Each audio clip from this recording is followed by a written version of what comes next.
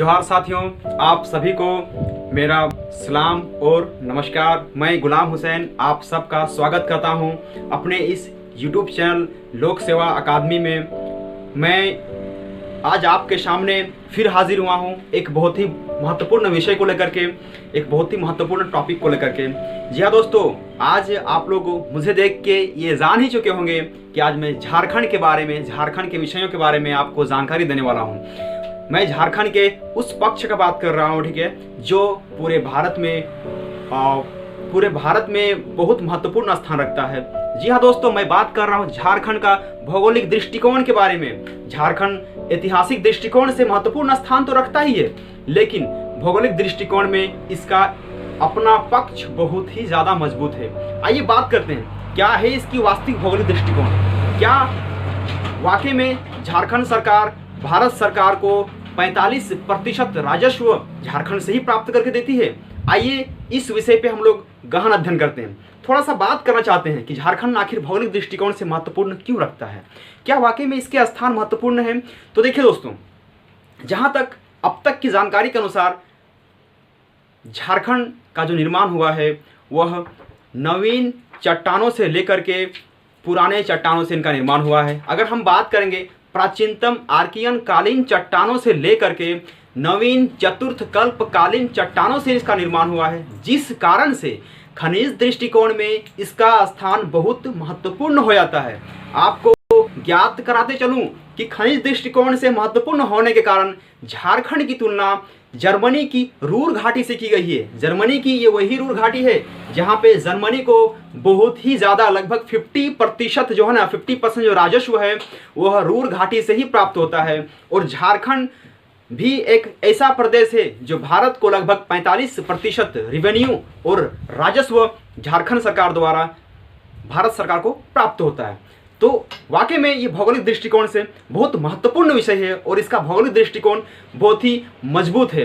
कैसे है, थोड़ा सा आगे हम और भी चर्चा करने जा रहे हैं। अगर हम इसका वन प्रदेश के बारे में बात करेंगे, इसके वन के बारे में बात करेंगे, जंगल के बारे में बात करेंगे, तो ये बहुत ही ज़्यादा महत्वपूर्ण रखता है। क्योंकि हम वन प्रदेश में ये महत्वपूर्ण क्यों है, हम थोड़ा सा इस पर चर्चा करके देख सकते हैं कि झारखंड जो शब्द बना है इससे दो शब्द निकलते हैं। अगर इसका संधि विच्छेद करते हैं तो एक झार निकलता है, दूसरा खंड निकलता है। झार जिसका अर्थ हमें और आपको सबको पता है कि झार का अर्थ होता है वन या फिर झाड़ी। तो वन को हम लोगों ने एक साइड किया है। फिर बात करते हैं खंड। खंड का अर्थ होता है भूमि या तो फिर कह सकते हैं प्रदेश। तो झाड़ियों के प्रदेश या फिर वन प्रदेश को ही झारखंड कहा गया है, जिस कारण से वन दृष्टि से बहुत महत्वपूर्ण माना जाता है। अगर हम बात करेंगे छोटा नागपुर का पठार और संथाल परगना, ये दो क्षेत्र ऐसे हैं जहां पे सर्वाधिक मात्रा में वन पाए जाते हैं। तो देखते हैं, थोड़ा सा बात करते हैं कि क्या वाकई में राजमहल की पहाड़ियां बहुत इंपॉर्टेंट रखती है। हम इस विषय पे भी चर्चा करने जा रहे हैं, या फिर सिर्फ सारंडा वन को ही बहुत ही महत्वपूर्ण दिया गया है। क्या है ये सारंडा वन में, इनके बारे में भी हम लोग अच्छे से अध्ययन करेंगे। थोड़ा सा सिर्फ हम एक भौगोलिक दृष्टिकोण रख रहे हैं, इस पे एक भौगोलिक परिचय हमारा, इसलिए हम इस टॉपिक को ज़्यादा बड़ा नहीं करेंगे, बस थोड़े थोड़े शब्दों में बात करेंगे और इसका भौगोलिक परिचय निकाल के हम फिर टॉपिक वाइज सारे के सारे भौगोलिक दृष्टिकोण से पूरे झारखंड को बहुत ही अंतर्ग्रहण के साथ इसका अध्ययन किया जाएगा। तो हम लोगों ने बात किया इसके वन प्रदेश के बारे में। तो झारखंड का जो वन प्रदेश है वो लगभग 29 दशमलव कहीं कहीं 55 तो कहीं कहीं 61 ये प्रतिशत माना गया है। भौगोलिक दृष्टिकोण से इतना इंपॉर्टेंट है क्योंकि अगर बात करेंगे पूरे भारत का जंगल के बारे में, पूरे झारखंड पूरे भारत का वन प्रदेश के बारे में, तो वो लगभग 22% के आसपास है। और ये जो प्रदेश आता है, ठीक है, ये अपने आप में ही 23 जो 29% यहाँ पे दिया गया है, ये प्रतिशतता की दृष्टि से बहुत अहम रखता है। जबकि एक अनुकूल वातावरण या फिर अनुकूल वन हमें प्राप्त, अनुकूल एक इकोसिस्टम अगर हमें चाहिए तो उसके लिए हमें 33% वन चाहिए। हालांकि ये उस चीज़ पे खरे नहीं उतर पा रहा है, लेकिन भारत में ये अच्छा खासा स्थान पे ये वन पाया जाता है। अब वन से जब बात की तो जाहिर सी बात है कि इसकी जलवायु के बारे में चर्चा करेंगे। तो इसकी जो जलवायु है, ये यहाँ पे जलवायु उष्ण कटिबंधीय मानसूनी है, जहाँ पे साल में 100 से 200 सेंटीमीटर वर्षा होती है। 100 से 200 सेंटीमीटर वर्षा होती है, या फिर कह सकते हैं कि औसतन 140 सेंटीमीटर यहाँ की वार्षिक वर्षा होती है। जब वर्षा के बारे में बात की तो जाहिर सी बात है कि हम थोड़ा सा चर्चा कर लेंगे इसके फसल के बारे में। तो फसल के बारे में जब बात करेंगे तो धान यहाँ की मुख्य फसल है। इस प्यारे से झारखंड की मुख्य फसल क्या है? धान है। धान को खाद्यान्न के रूप में बहुत ज़्यादा बड़ा स्थान दिया गया है। उसके बाद मक्का है, फिर तिलहन दलहन वगैरह बहुत ज़्यादा मात्रा में यहाँ पे उपजाया जाता है। हम लोगों ने इसके बारे में चर्चा कर लिया, वन के बारे में चर्चा किया, जलवायु के बारे में चर्चा किया, धान के बारे में भी चर्चा कर लिया। थोड़ा सा अब हम बात करते हैं इस झारखंड के थोड़ा सा अलग प्रदेश के बारे में कि झारखंड का जो भौगोलिक विस्तार हुआ है वो किस तरह से हुआ है। अक्षांश रेखाएं किधर हैं, देशांतर रेखाएं किधर हैं, क्या अक्षांश रेखा और देशांतर रेखाओं में कुछ झारखंड में फर्क पड़ता है? तो आइए देखते हैं। यहाँ पे ये जो यहाँ से लेकर यहाँ तक जो क्षेत्र बना है दोस्तों, ठीक है ना, ये यहाँ से और ये जो यहाँ का जो क्षेत्र बना है, यहाँ पे कुछ अक्षांश रेखाओं के बारे में बात करते हैं हम। तो अक्षांश जो होगा, अगर हम ये बात करेंगे पूरे भारत में, तो ये भारत का कौन से हिस्से में बसा हुआ है? तो भारत का ये उत्तर पूर्वी भाग में बसा हुआ है। और अगर हम बात करेंगे पृथ्वी का, तो पृथ्वी के ये उत्तरी गोलार्ध में बसा हुआ है और पूर्वी गोलार्ध में बसा हुआ है, ठीक है ना। तो कैसे बात करते हैं? अगर हम बात करेंगे इसके अक्षांश का, तो इसका अक्षांश कितना है? 21 डिग्री 58 मिनट, 21 डिग्री 58 मिनट से लेकर के 25 डिग्री 18 मिनट तक इसकी उत्तरी अक्षांश विस्तार है। 21 डिग्री 58 मिनट से 25 डिग्री 18 मिनट उत्तरी अक्षांश है। अगर बात करेंगे इसके देशांतर के बारे में, तो ये देशांतर रेखा इधर से गुजरता है, ये देशांतर रेखा इधर से गुजरता है। तो यहाँ पे कितना होता है? तो ये जो आता है देशांतर रेखा, जो यहाँ पे अंतिम छोर पे इसका आता है, वो कितना आता है? 83.19 मिनट। और वही कितना आ गया यहाँ पे? 87.57 मिनट यहाँ पे ये कवर करता है। तो आइए हम लोगों ने परिचर्चा के रूप में देखा यहाँ पे कि इसका अक्षांशीय विस्तार और देशांतरी विस्तार कितना है। देशांतरी विस्तार क्या रहा आपका? 83.19 मिनट से लेकर के ये 83 डिग्री 19 मिनट से लेकर के ये 87 डिग्री 57 मिनट तक इसका देशांतरीय विस्तार है। जब देशांतरीय विस्तार के बारे में चर्चा करेंगे तो थोड़ा सा बात करते हैं इसके लंबाई के बारे में। तो ये लंबाई रहा, लंबाई देखा जाए तो चौड़ाई के अनुपात में कम है। कितना है लंबाई? लंबाई यहाँ पे 380 किलोमीटर इसका लंबाई माना गया है। और इसका चौड़ाई कितना माना गया है? मैंने कहा कि लंबाई जो है चौड़ाई के अनुपात में कम है। तो चौड़ाई के अनुपात में कितना है? चौड़ाई जो है वो 463 किलोमीटर है ना, स्क्वायर में नहीं, सॉरी। अब जब हमको लंबाई पता चल गया है, चौड़ाई पता चल गया है, थोड़ा सा बात करेंगे तब फिर वास्तविक इसकी क्षेत्रफल के बारे में। तो क्षेत्रफल कितना है? तो ये है कितना? 79,714 वर्ग किलोमीटर, ये इसका क्षेत्रफल है। और ये पूरे भारत में क्षेत्रफल के दृष्टिकोण से 2.42% कितना है दोस्तों? 2.42% स्थान रखता है।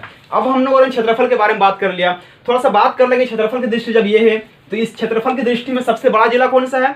क्षेत्रफल की दृष्टि से सबसे बड़ा जिला जो हमारा आता है वो यहाँ पे आता है, कौन सा? पश्चिमी सिंहभूम। और अगर बात करेंगे क्षेत्रफल की दृष्टि से सबसे छोटा जिला, तो यहाँ पे एक जिला आता है जिसका नाम है रामगढ़। ठीक है दोस्तों, उसको लिखेंगे नहीं, बस ऐसे मैंने बता दिया है, आगे इसके लिए सेपरेट क्लासेस में देते रहूंगा, ठीक है ना। बात करते हैं जनसंख्या के दृष्टिकोण से, तो जनसंख्या जो पूरे समस्त झारखंड में है 2011 की जनगणना के अनुसार, तो जनसंख्या कितना है? तो थोड़ा सा हम बात करते हैं, 3,29,88,134 व्यक्ति हैं। 3,29,88,134 हैं।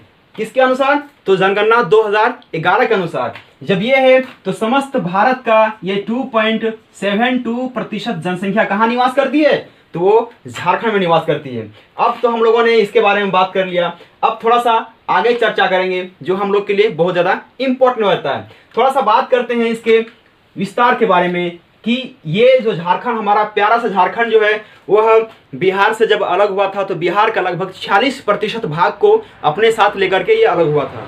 और उन भागों में थोड़ा सा बात करते हैं कि ये जो हिस्सा इधर आपका आ रहा है, ठीक है, ये बहुत ही इंपॉर्टेंट लगता है क्योंकि जब ये अलग हुआ था उस समय इसे पठारी भाग के रूप में अलग किया गया था। और जब पठारी भाग के रूप में अलग किया जाएगा तो जाहिर सी बात है कि यहाँ पे अनेक जलप्रपात बनेंगे, अनेक गर्म जलकुंड बनेंगे। ये वही गर्म जलकुंड के बारे में बात कर रहे हैं जो औषधि रूप से काफ़ी ज़्यादा महत्वपूर्ण हो जाते हैं, जिसे हम औषधि बनाने में बहुत ज़्यादा उपयोग में लाते हैं। अब थोड़ा सा आगे चर्चा करेंगे हम इस परियोजना के बारे में कि झारखंड ही एक ऐसा प्रदेश रहा है जहां शुरू से सिंचाई की पूर्ण सुविधा या फिर पूर्ण व्यवस्था नहीं होने के कारण से झारखंड में शुरुआती दौर में 1948 का हम अगर बात करेंगे, 1948 की चर्चा करेंगे, तो ये वही तिथि है जिस दिन झारखंड में एक दामोदर नदी घाटी परियोजना का निर्माण किया गया था। और ये वही नदी घाटी परियोजना है जो पूरे भारत में सबसे पहला नदी घाटी परियोजना झारखंड में ही बनाया गया था